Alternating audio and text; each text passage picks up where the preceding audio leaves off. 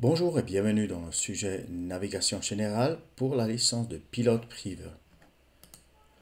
Dans ce leçon, on va regarder le calendrier et le temps. Les objectifs sont, vous pouvez interpréter le temps universel coordonné, vous connaissez la définition du temps local, vous pouvez la référer et calculer, vous connaissez la définition d'heure d'hiver et heure été et les convertir en UTC. Et vous pouvez regarder et lire les heures de lever et coucher de soleil. Si on essaye de coordonner autour du monde avec le temps, c'est le UTC Universal Time Coordinated. Ça veut dire le cycle journalier est tout d'abord subdivisé d'un jour solaire moyen. Ça veut dire un jour à environ 24 heures. 1 heure, 60 minutes, et par jour, ça veut dire c'est 1440 minutes. 1 minute, comme nous savons, à 60 secondes. Maintenant, comme nous avons vu, c'est pas tout à fait correct. Il y a toujours, il faut ajouter 1 seconde tous les quelques années. Alors ça veut dire la subdivision n'est pas à 100% correcte, mais pour nos besoins, on peut dire que un jour a 24 heures, 60 minutes et 60 secondes. Il est midi quand le soleil est au zénith, donc perpendiculaire au méridien de cet endroit.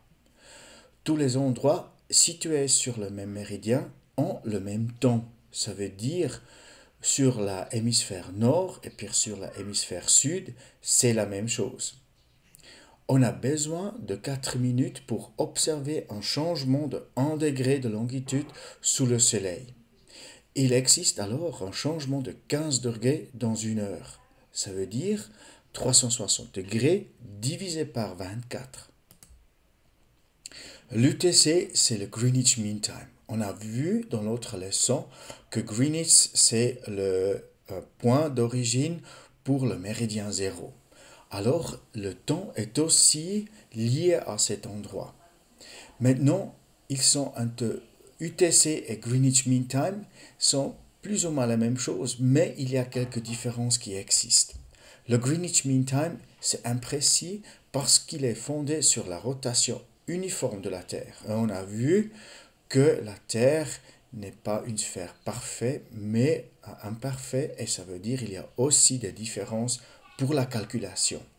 Le UTC, au contraire, est corrigé pour le temps exact de rotation par des secondes intercalaires. Alors, UTC aussi correspond au fuseau horaire Zulu sur le premier méridien. On appelle alors l'heure Zulu. Le UTC est le même partout dans le monde et quelle que soit la saison.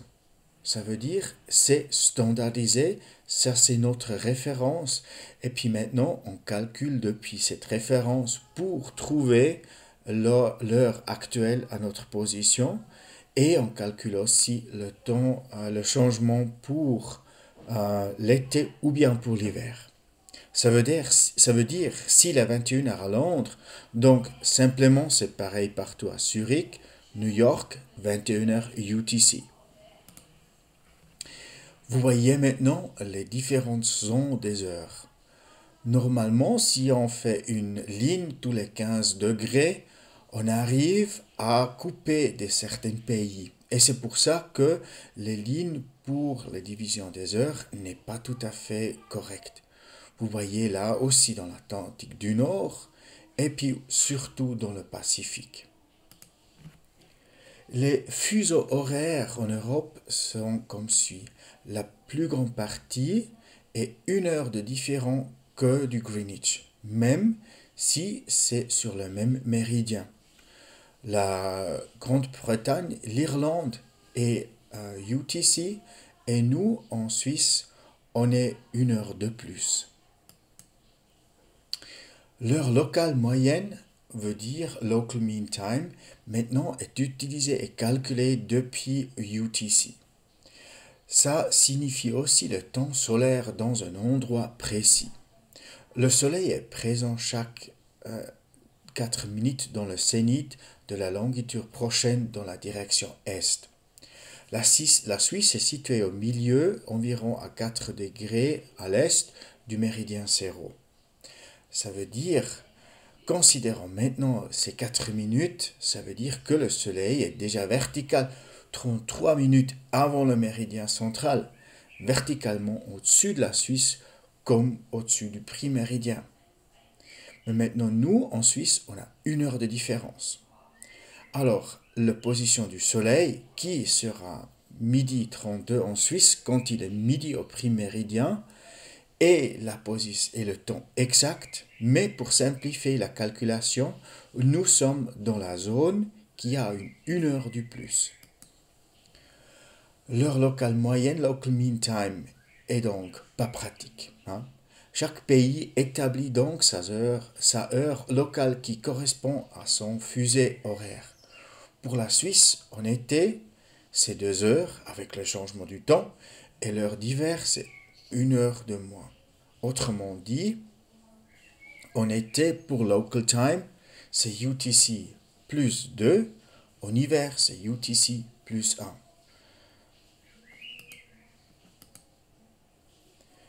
Maintenant, pour le changement du Daylight Savings Time, pour une meilleure utilisation de l'éclairage dans les mois d'été, la plupart des pays ont adopté la Daylight Savings Time.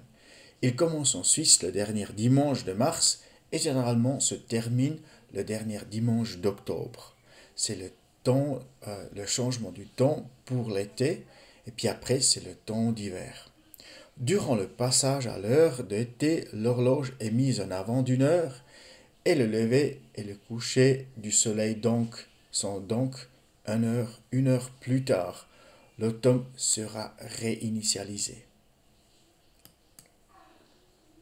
Pour la conversion du temps UTC à local time, il faut toujours faire attention aux dates qui est donnée.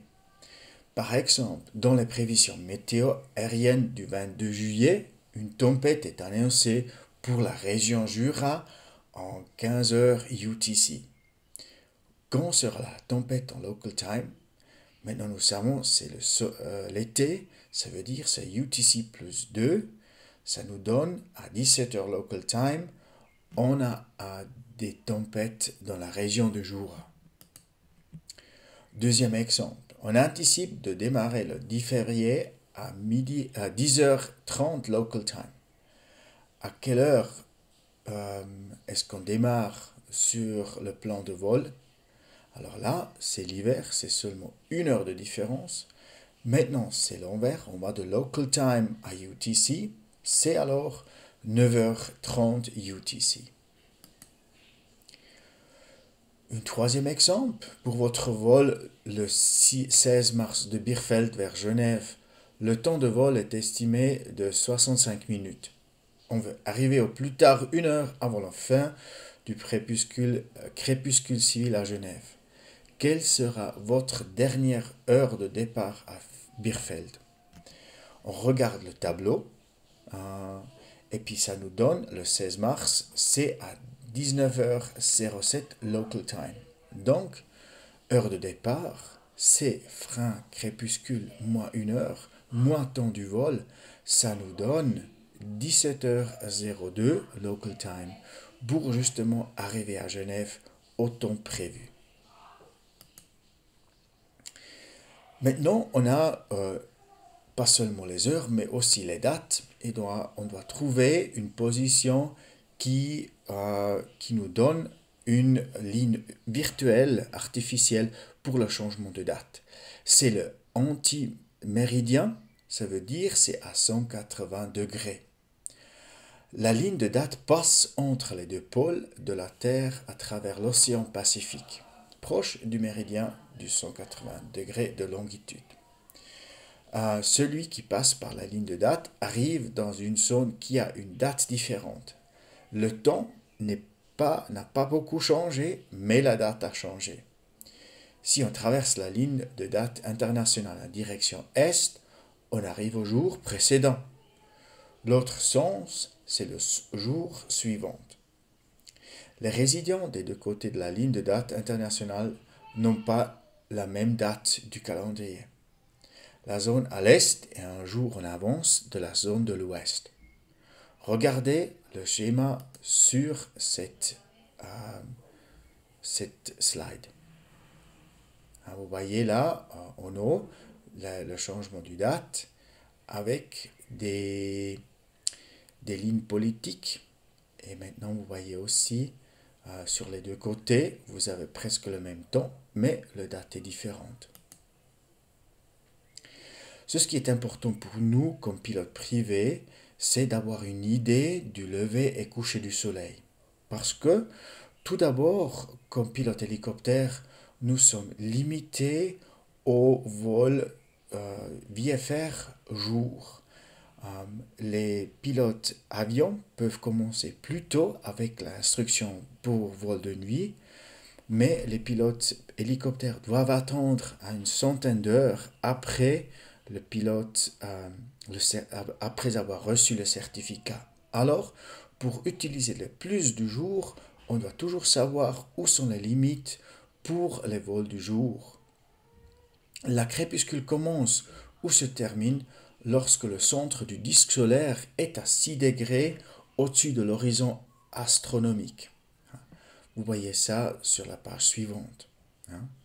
Le début et fin crépuscule civil ne sont pas identiques à le lever du soleil et le coucher du soleil. Sunrise SR et Sunset SS.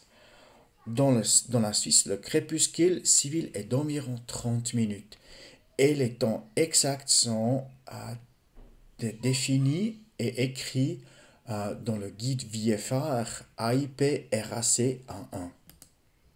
Voilà, vous voyez ici maintenant le principe, là les 6 degrés du soleil en dessous du horizon. Le civil twilight, la crépuscule, c'est à 6 degrés. On a aussi le nautical twilight, c'est à 12 degrés. Et astronomical twilight, c'est à 18 degrés. Ça veut dire c'est le soleil commence sur l'océan à voir déjà à 18 degrés. Dans l'astronomie, dans la nautique à 12 degrés et sur les pays à 6 degrés. Qu'est-ce que ça veut dire pour nous? La durée du crépuscule dépend sur la saison, la latitude et la longitude. Le plus plat l'angle, le plus la durée est plus longue. Là, vous voyez, le soleil prend plus de temps pour arriver à 6 degrés. À l'équateur, l'angle est perpendiculaire. La durée du crépuscule est alors 20 à 25 minutes. Aux latitudes moyennes, comme chez nous, c'est 30 à 33 minutes. Au pôle, ça peut durer de 2 heures à 3 semaines. Et en été, le soleil ne couche pas. Voilà, comment trouver les heures? Vous avez dans le VFR Guide AIP RAC 11, page 42 et suivante, vous avez les indications. Dans la colonne 1, vous voyez pour chaque jour le début du crépuscule civil du matin. Alors par exemple, pour le 20 janvier, c'est 07h34. Dans la colonne 2, vous avez le lever du soleil. Pour le 20 janvier, c'est 8h08. Colonne 3, c'est le coucher du soleil. Alors, ça veut dire 17h15. Et le fin du crépuscule civil, c'est la colonne 4. Ça veut dire à 17h49. Alors, avec cette tabelle, c'est très facile à trouver les solutions. Regardez le jour, la date, et vous avez toutes les informations à disposition. Voilà, c'est tout pour le temps et les dates. Merci pour votre attention et on se voit dans le prochain sujet.